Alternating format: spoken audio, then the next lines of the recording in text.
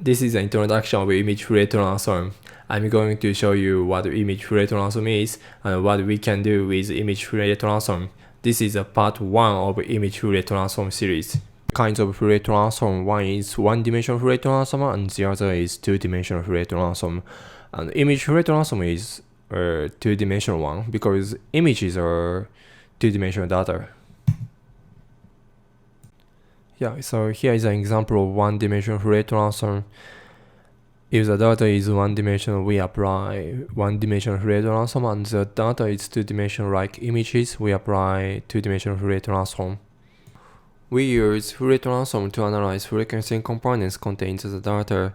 We cannot know just by seeing the graph of data about what frequency components is contained in the data. So we use Fourier transform to analyze what frequencies are contained in the data.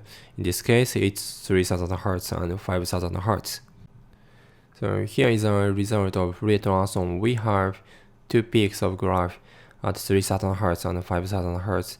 This indicates that the signal contains two frequencies at 3000 Hz and 5000 Hz.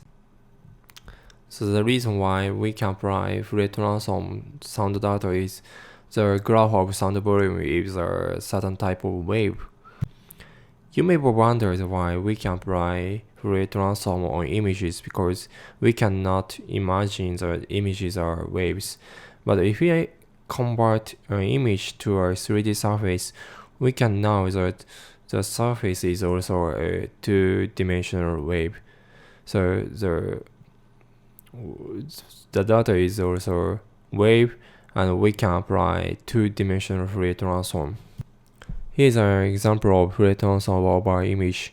The resulting data or the result of Fourier transform is also a grayscale image because the data on which we apply Fourier transform is also two-dimensional or image.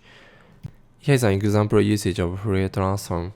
We can get a blurred image just by cutting higher frequencies of image or details of an image. So here is another usage of Fourier transform. If we have a video taken from a moving camera, the video would be terrible. So we can apply Fourier transform on the frames of a video and correct the motion of video.